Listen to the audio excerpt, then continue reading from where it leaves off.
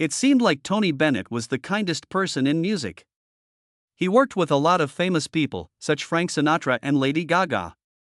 But there was a dark secret beneath those happy pictures. For years, he hated one singer so much that it ate him up within. Not even his closest buddies knew the truth. Bennett ultimately spoke up when he was close to death in 2021. This wasn't just envy at work. This was personal, bitter, and had been kept secret for more than 50 years. St. John's Hospital in Long Island City, Queens, was where Anthony Dominic Benedetto was born on August 3, 1926. It was the first time that anyone in his family had been delivered in a hospital. This was a tiny but important difference for an Italian immigrant family who had previously given birth at home. His parents had moved to the United States from Italy to find a better life. But in New York, they discovered poverty and a daily fight. Their Astoria flat was small and frigid, and the coal stoves barely kept them warm. Food was never definite, and Tony later remembered that back then, a hot dinner wasn't always available. Tony's dad was a grocer in Astoria and worked hard hours, but he wasn't very healthy. Years of hard work and poverty had given him a significant cardiac problem. And without life insurance, every setback was hard for the family. People in the neighborhood knew the Benedettos were strong, but they also saw how John's illness and the family's incessant need for money almost caused them to fall apart. In 1936, when Tony was only 10 years old, something terrible happened. John Benedetto died when he was 50, leaving Anna to take care of Tony, his older sister Mary, and his brother. John Jr. The Great Depression had already made the city nervous, and now the family was even poorer than before. Anna got a job as a seamstress in a sweatshop, where she worked long hours for little pay, sewing piece after piece. Rent was always a worry, and Tony remembered instances when the landlord said they would kick them out or take their stuff away because they couldn't pay their bills. They went to soup kitchens every week. Tony's father's death was very hard for him, but it made him more compassionate and humble, which he kept for the rest of his life. That year, Tony had an experience that demonstrated how talented he really was. He was only 10 years old when he was chosen to sing for the opening of the Triborough Bridge on July 11, 1936.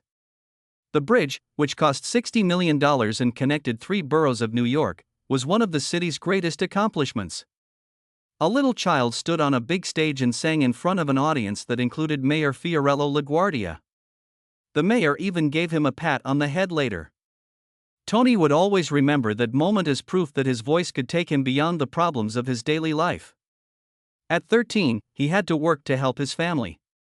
He worked as a singing waiter in Italian restaurants in Queens and Long Island City. He wore a tattered white blazer and served pizza and pasta before coming up to perform for the customers. People in the area quickly started talking about his voice, which was deep and well-controlled even at that age. People assumed he was just a brilliant kid, but the truth was that every note he sung helped his family put food on the table. Tony later remarked that those eateries taught him more about people and music than anywhere else. He learned to be humble when things became tough and how to talk to people in a genuine way. Tony also displayed his artistic side early on. He got into the School of Industrial Art in Manhattan, which is known for helping young artists and designers grow. He was known as the class caricaturist at PS 141 even before high school. He had a good eye for drawing peers and professors. He wanted to be a commercial artist when he went to the School of Industrial Art. He learned to be more disciplined and fell in love with art while living in Manhattan, which was full with creative people. Later in life, he said that those years changed the way he painted and the way he thought about music. But dreams had to wait. Tony quit school at age 16 to help his family make ends meet. He got a job as a copyboy at the Associated Press, then as a grocery clerk and elevator operator. The positions didn't pay much, but every dollar counted. Even though it was hard work, he never stopped singing. He played in amateur nights in local theaters and clubs, which kept his love for music alive even when things got tough. Tony was drafted into the U.S. Army in 1944 when he was 18 years old. He fought in France and Germany with the 63rd Infantry Division during the last part of World War II. He fought in the war and saw how bad it was. He sang with military bands when he could, which gave soldiers going through the tragedy some consolation. He would never forget the Battle of the Bulge. Almost 19,000 American soldiers died, and Tony saw friends die and cities destroyed. He remembered how cold it was at night in the foxholes and how scared he was all the time that German forces would surround him. These events made him a lifetime supporter of peace and justice. After the war, the GI Bill helped Tony study music more seriously. He went to the American Theater Wing School, where he learned from vocal instructor Mimi Spear. She gave her one piece of advice that changed everything. She encouraged him not to copy vocalists, but to learn from musicians who play instruments. Tony came up with his unique technique, which was influenced by jazz musicians like Art Tatum and Billie Holiday. In 1949, the smoky bars of Greenwich Village were full of music, but few could have guessed that one small stage would make a legend. Anthony Dominic Benedetto, who went by the stage name Joe Barry, was having a hard time getting through sets night after night, hoping for a chance that seemed far away. Then, by coincidence, Pearl Bailey went into the Village Inn. She was already famous for being kind and powerful. And she paid close attention to him while he sang. The way he said things and the way he felt made her halt. She made a choice that night that affected his life forever. She asked him to start the show so that people could finally see what she had seen in him. Not only was it a kind thing to do, but it was also a brave thing to do in the world of entertainment after the war, which was very divided. Pearl Bailey didn't simply let him use her stage, she also introduced him to others who could help him. That one night started a chain of events that would soon lead Bob Hope to him. Not long after Bailey gave his support, Bob Hope personally went to a nightclub where Bennett was singing. Hope was one of the most famous entertainers in the United States. He could make or break people's careers. Bennett later said that he put his heart into the performance, not knowing who was in the audience. Hope did something strange once the set was over. He went behind the scenes. Hope informed the little vocalist, "You have something very special. I'll put you on my program." Few performers ever heard that promise. And for Bennett, it was the moment that changed everything. Hope asked him to start his next concert at the Paramount Theater in New York, where big stars like Frank Sinatra and Bing Crosby had performed. For a teenage vocalist who had just come from small clubs, it seemed like stepping into history. Before the Paramount premiere, Hope had one more idea. He said that the name Joe Barry wouldn't work. Anthony Benedetto was his real name, but it was too long for the marquee. Hope suggested something shorter that the public would remember right away: Tony Bennett. It was a small alteration, but it meant a lot. The new name opened openings in an industry where a name might mean everything. Bennett would later say that Bob Hope gave him the name and the job that came with it. The Paramount shows in late 1949 were the real turning point. Thousands of fans filled the auditorium, and Bennett had to learn quickly how to deal with crowds that had earlier sparked riots over Sinatra. He said it was scary, but he also said those evenings taught him how to run a show, how to control his pace, and how to take charge of a room. His name spread across the country, and record labels started to pay attention. Columbia Records didn't take long to get in touch. He signed with the company in 1950, and he became one of the biggest artists in music. With the help of producer Mitch Miller, Bennett made his style his own. He added that Miller taught him to pay attention to every note and phrase and to sing with real feeling instead of just melody. Bennett started a partnership that would endure almost 60 years when he recorded at Columbia's studio on 7th Avenue. With more than 70 albums and 50 million records sold all over the world. Because of You was the first big hit in 1951. It came out in April and eventually rose to the top of the charts, where it stayed until July 14. It lasted there for 10 weeks, which is a long time, and it made Bennett a household name. He got a gold disc for the song because it sold more than 1 million copies. And putting him on TV and sending him on a crazy tour. People liked how honest it was, and critics said Bennett brought the classic pop ballad back to life while other styles were becoming more popular. Bennett showed how versatile he was that year by singing Hank Williams's Cold, Cold Heart. It was practically unheard of for a New York pop singer to cover a country hit, yet his rendition worked. Gold. It was number 1 for 6 weeks and sold more than 1 million copies. Hank Williams himself even welcomed the album, stating it gave his music to people who had never heard it before. Bennett's song crossed a cultural divide and showed that music could bring people together. Bennett then sang the song that would define him for years to come in 1953.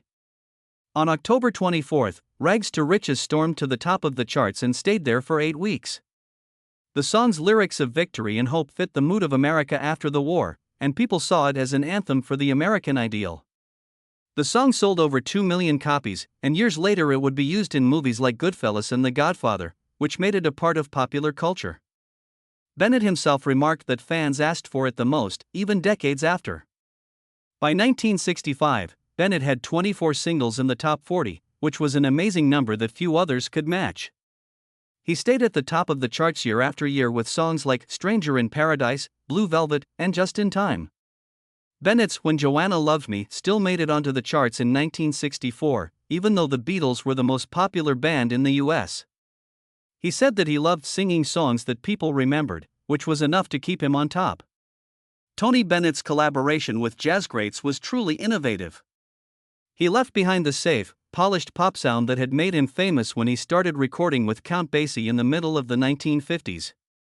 The sessions with Stan Getz were quite risky. Getz didn't want to play with a pop vocalist at first, but that changed when he saw Bennett improvise during rehearsal. The music industry was even more astonished by the collaboration with Art Blakey's Jazz Messengers.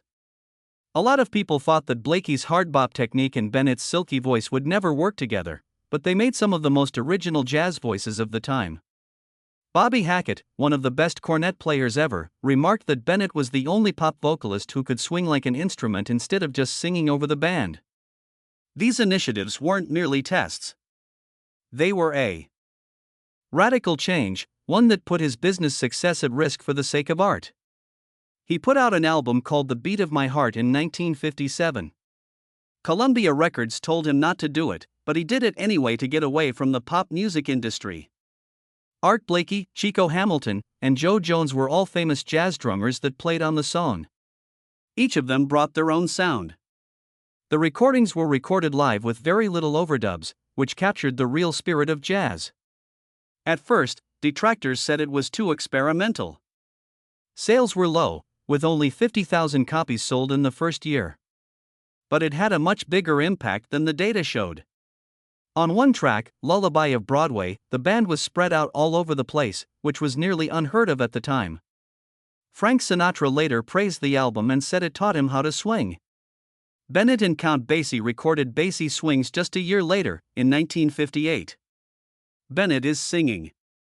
Basie didn't want to do it at first because he thought Bennett was too attractive for his hard-swinging band. One night at Birdland in New York, Bennett joined the orchestra and sang Pennies from Heaven so well that the whole club was shocked. In January, the whole 16-piece band recorded the album in just 3 days. Jeepers Creepers, the first song, saw Bennett and the horn section playfully tossing riffs back and forth in a way that had never been done on a commercial record before. It did quite well, selling over 250,000 copies in its first year. Years later, studio tapes showed that Bennett had changed a lot of the vocal arrangements during the sessions, coming up with new melodies as the tape rolled. Basie himself said this was the only vocal album where he thought the singer was really a part of his band. Then came the tune that would make him famous. Bennett recorded I Left My Heart in San Francisco at Columbia's 30th Street studio on January 23, 1962. He almost didn't do it. He had left the music on his piano for 8 months after saying it was too melancholy. He showed up for the session with laryngitis and could barely talk. The orchestra had to drop the pitch twice so that his strained voice would fit. He did a performance in just 2 takes that made the song a part of history. Part of what made it so heartbreaking was the rasp in his voice that day. The record lasted on the Billboard Hot 100 for 36 weeks and peaked at number 19. It had sold over 1 million copies by 1963, which won him his first gold record. It received 2 Grammy Awards, including Record of the Year, which was a big deal for a jazz-influenced tune at the time. San Francisco made it the city's official theme song in 1969. But suddenly, music changed, and so did Bennett's luck. The Beatles came to America in 1964, which was a new time. Columbia Records urged Bennett to change with the times because rock music was so popular. He didn't want to, but he put out Tony Sings the Great Hits of Today in 1970. It had Beatles covers and a psychedelic album cover that didn't fit with his image. The project went horribly wrong. He said that just recording it made him feel sick. Rock fans didn't care. His dedicated fans detested it, and he was stuck between two worlds. His record sales, which used to be so good, fell apart. His sound was pushed aside in a world that wanted something new, and his personal life was just as crazy. Bennett married Patricia Beach, an art student who was 19 years old, in 1952. People outside St. Patrick's Cathedral in New York City for the wedding were acting strangely. 2,000 women in black with veils were crying like they were at a funeral.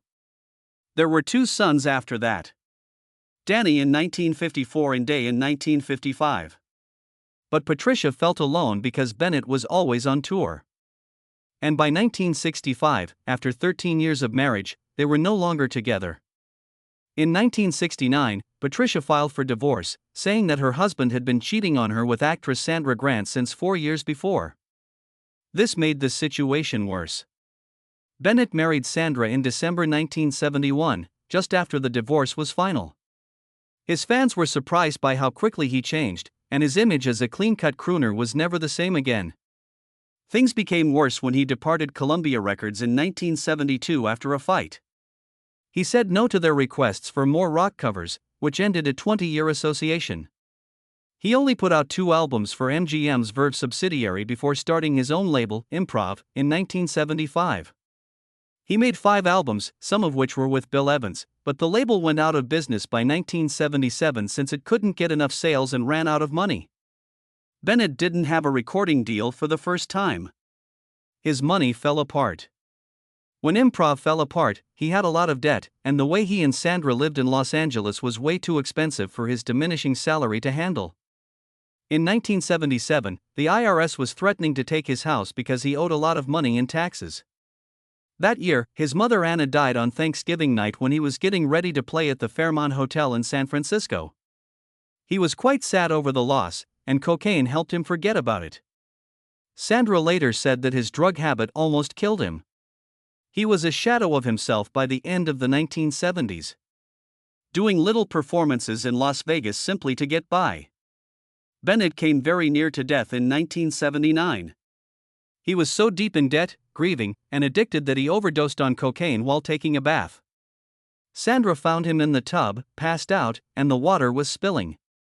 She did chest compressions on him and was able to bring him back to life before taking him to the hospital. He later said that the time was like a near-death experience because he saw a golden light that made him feel calm. He thought it was a sign from God that he had been given a second opportunity when he woke up. It was the moment that made him stop using drugs for good and try to get back on track. Tony Bennett's career hit rock bottom in 1979. He was 53 years old and almost died from a cocaine overdose. He was also in a lot of debt. He owed the IRS $2 million in overdue taxes, and they were threatening to confiscate his house. He called his sons Danny and Day in a panic and said, "I'm lost here. People don't appear to want to listen to the music I compose." Danny and Day had been in a failing rock band named Quacky Duck, which made the call so unexpected. And his friends from the barn. People would never have thought that these two people could save a famous singer. Danny immediately recognized, though, that he didn't have the voice for music but did have a smart business mind. And his father was talented, but he didn't know how to handle money. Danny quickly started to trim costs and relocated Tony back to New York. That choice would lead to one of the greatest comebacks in entertainment history. Danny's approach to his father's job was brave and unexpected. He didn't follow the latest trends, instead, he pulled Tony away from the Las Vegas image that had gotten old. He booked him at colleges and small theaters, where he played for younger audiences who had never heard American standards live before. Danny took his dad back to Columbia Records in 1986, the same label that had dumped him in 1971. But this time, Tony was in charge of all the creative work. The first album from this deal, The Art of Excellence, was his first record to make the charts since 1972. Danny also worked with people he wouldn't normally work with, such rock bands like the Red Hot Chili Peppers. This gave him access to completely new audiences. The IRS debt was paid off in whole by 1990, and Tony Bennett's career was back on track. Tony never ceased pursuing his love for jazz, even when things were hard for him in the 1970s. He and pianist Bill Evans played together a lot and put out the Tony Bennett-Bill Evans album in 1975. The record displayed a side of Bennett that few people had seen before. Evans' soft playing brought out some of Tony's most contemplative and polished performances. They were so close that they made more music together. In the year 1977. Even though these sessions didn't sell well at the time, critics appreciated them for being honest and personal. Bennett also played with jazz legends Ruby Braff and George Barnes. These efforts, which were not well known at the time, would ultimately be seen as some of his best work. Bennett shocked the music industry by appearing on MTV's Unplugged in 1994, when he was 68 years old. People knew the event for its grunge and alternative acts, not its traditional crooners. But the show got the second highest ratings for an episode ever. The live album sold over 1 million copies and went platinum. In 1995, it won the Grammy for Album of the Year. It was the fourth live record ever to win the award. There were some great duets in the show, such K.D. Lang and Elvis Costello. When Bennett urged the crowd, "Let's do this without a microphone," his voice was so raw that it wonderfully caught the spirit of the concert. Bennett's personal life took an unexpected turn when he wasn't on stage. He married Susan Crowe in 2007. She was 40 years younger than him. It was almost like fate that they met. He initially met her parents in the 1960s, while Susan's mother was pregnant with her. They met in the 1980s after a concert when she was 19 and he was almost 60. After being together for 20 years, they got married in a secret ceremony in New York City on June 21, 2007. She then became president of his fan club. Bennett was 81 and Susan was 48 at the time. He added that at first, it was hard to ignore the age difference, but they soon learned that they had so many things in common that it didn't matter anymore. She stayed with him until the end and took care of him when he was diagnosed with Alzheimer's. Bennett published Duets, an American classic, in 2006, when he turned 80. In its first week, the album sold more than 202,000 copies and debuted at number 3 on the Billboard 200. Paul McCartney, Elton John, Barbra Streisand, Stevie Wonder, Billy Joel, Bono, and Tim McGraw were all on the record. Unlike other duet albums, Bennett recorded each song with the people he worked with in person. The CD showed that American standards might still shine in today's music scene. In 2011, 5 years later, Bennett put out Duets de Vierzy and So Saint Island. He was 85 years old when he became the oldest living artist to debut at number 1 on the Billboard 200. The album sold 179,000 copies in its first week. It had performances by Lady Gaga, Mariah Carey, Norah Jones, John Mayer, Aretha Franklin, Carrie Underwood, and a duet with Amy Winehouse after her death. It was Winehouse's last recording before she died, and their performance of Body and Soul was very emotional. Danny said that the album's popularity was historic, which showed that his father had never lost his artistic ability. Bennett and Lady Gaga worked together again in 2014 on Cheek to Cheek. He got another number 1 album at the age of 88, selling 131,000 copies in the first week. Cole Porter and George Gershwin wrote a lot of the jazz standards that were used in the project. Their tour and the PBS special Cheek to Cheek Live became big events, and the Lincoln Center concert was the first one ever webcast in 4K.